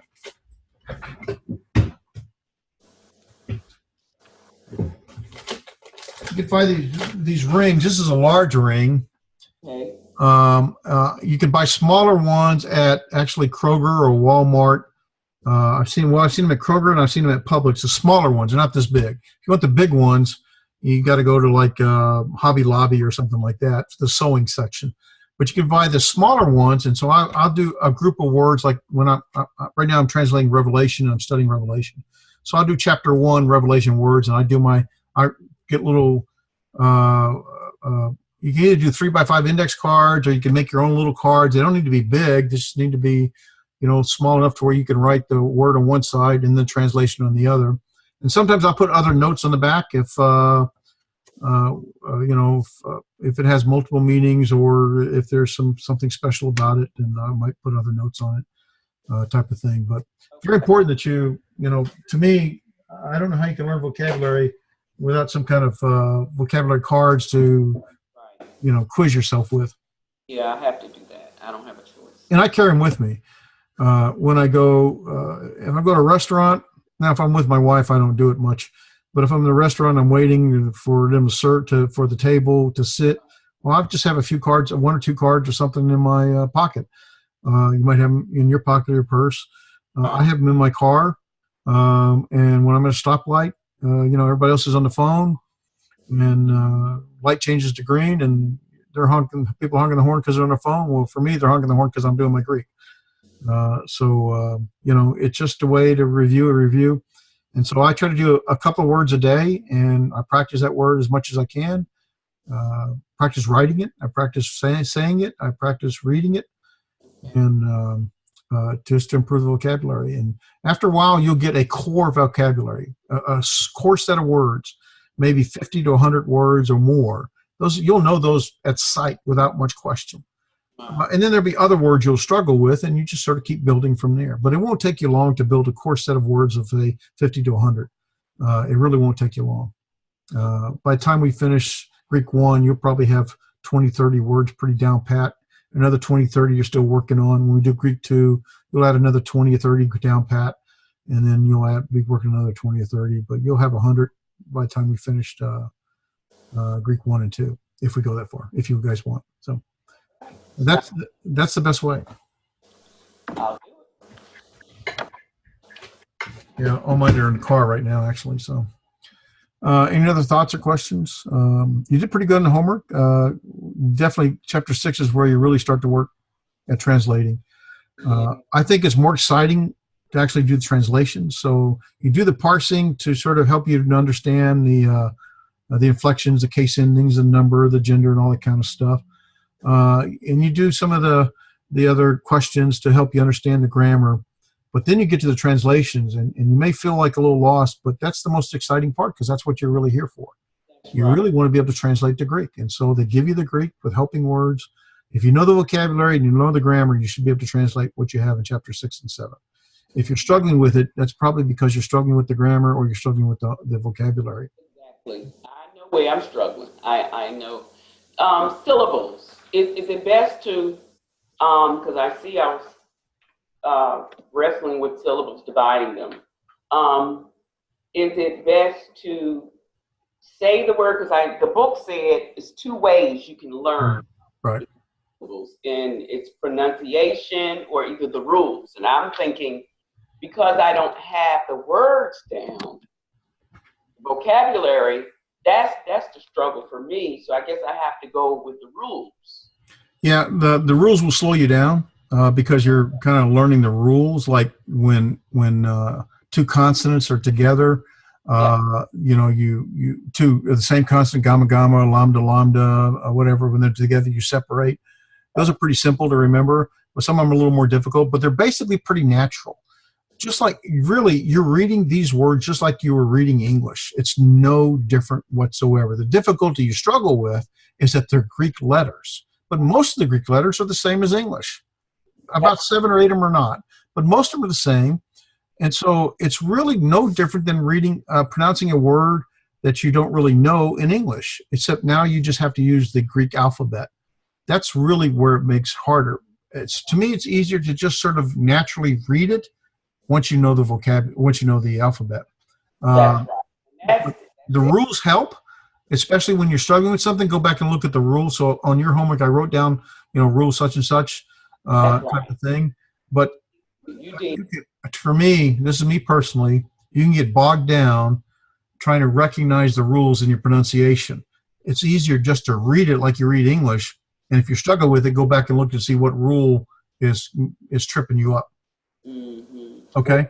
Letter of the vocabulary. Yeah, definitely. Now, see, if you don't know the alphabet, if you're not really strong, you got to know that alphabet as good as you know your English alphabet. There's only 24 letters. You got to know that as good. Learn that in groups of 5: alpha, beta, gamma, delta, epsilon. zeta, eta, iota, kappa, lambda, mu. Learn that in groups and practice that group. And when you get really good at it, move to the next group and then move to the next one, and you'll know the entire alphabet. And when you do that, then pronouncing the words will be more natural to you. See, right now you're trying to learn the alphabet and pronounce the words and syllabification, and it makes it harder because you're struggling with the alphabet still.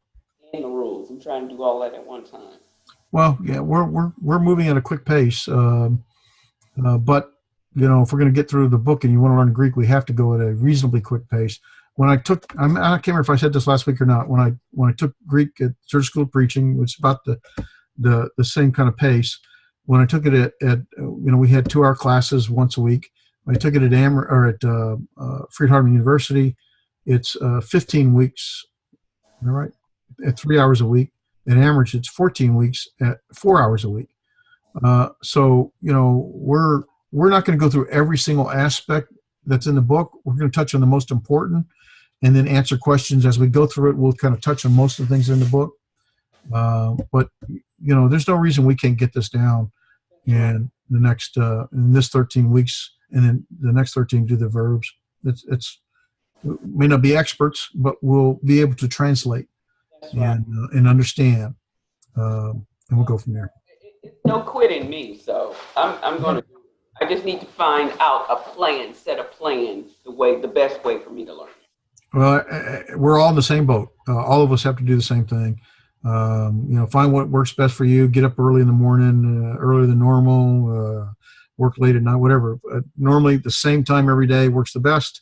That doesn't always work for everybody, but you know, we just have to go through it. So that's chapter 6 and 7. Next week we'll do chapter 8. So 6 and 7 covered the nouns, which was the and how they function in a sentence. If you notice in page 52 and 53, there's some additional called exegesis information that gives you more information about the genitive and dative and how they function. I don't require you to know this. If we were doing a 3-hour class for 14 or 15 weeks, then we would probably spend time knowing this. But know that it's here, because exegesis is how you draw out from the text. What you never want to do is eisegesis, which is to put into the text. We all have our own preconceived biases and experiences and notions, and it's easy to translate our knowledge into the Greek. What we have to do is be objective and draw out from the Greek what it says. That's exegesis. And so on page 52, it gives us a little more information about how to translate the genitive, because genitive can have multiple ways to translate, and also on page 53, a little bit more about the dative. See, it tells you about the to and the when and the with and stuff like that. I don't require you to know this, but know that it's here. So when you get comfortable with where you're with the nominative, singular, or nominative, accusative, genitive, and dative, when you get semi-comfortable with that, someday you'll want to go back and look at this on page 52 and 53. But I wouldn't spend too much time with it now. When we get to chapter 8, we're going to learn prepositions and the first big verb, me, very significant. And so we'll spend chapter 8 next week, prepositions and me verb. Me means I am. Okay. Jesus says, I am the Alpha and the Omega. Me, Alpha, me, Omega. So anyway, we'll do that next week. Okay. One more question. Sure. Do you do any in-classroom classes too? Oh, yes. This is the first time I ever taught it online.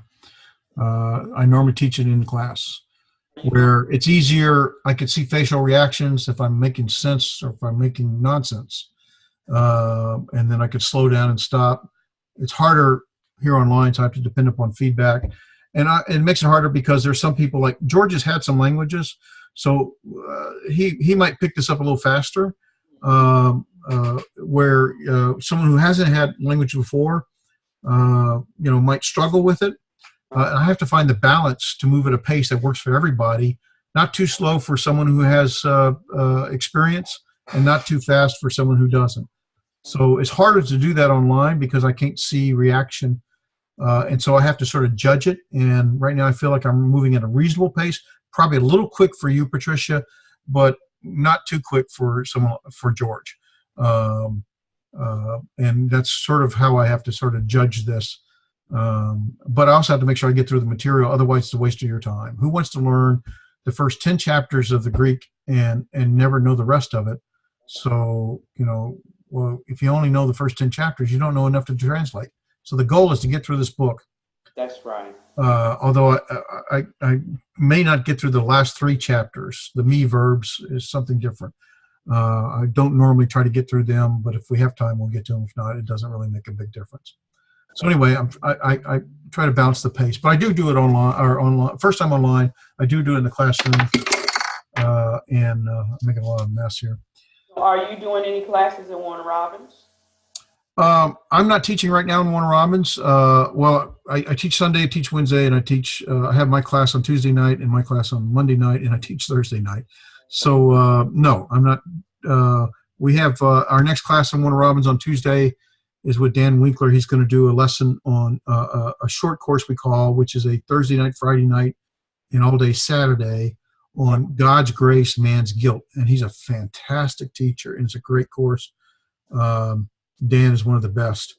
So if you're in the area and you happen to come to that, that'll be June 7th, 8th, and 9th, Thursday night from 6 to 9 p.m., 3 hours, Friday night from 6 to 9 p.m., 3 hours, and Saturday 9 a.m. to 4 p.m. to 4 p.m. on Saturday. So it's 6 hours in class. So 12 hours total. That's why we call it a short course. It's like a fire hose, but Dan does a great job.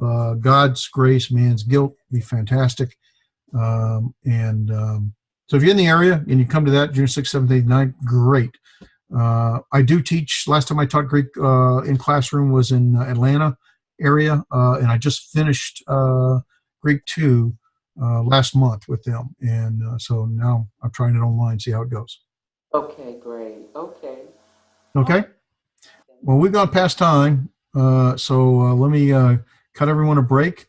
I will try to get the recording rendered and upload it tonight. I'm going somewhere tomorrow, so I got to get it done tonight.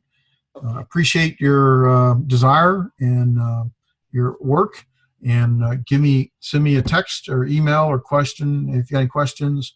The scanning or the homework worked perfectly. Anyone else that's doing the homework, scan it or take a picture of it and send it to me. It works best to scan it, and I'll get you notes back on it with things to consider, hopefully within a couple of days of the homework. Appreciate it. We'll close now then. Thank you. Oh, I got a chat. Hold on a minute. From George, are you going to put the session on YouTube? Yes, George. I'll put it on YouTube just like I did the last 2 sessions under the GSOP, so it should be the same place. Hopefully be there tonight. It takes an hour or so for it to render. So is that what you need? Is that what you're looking for?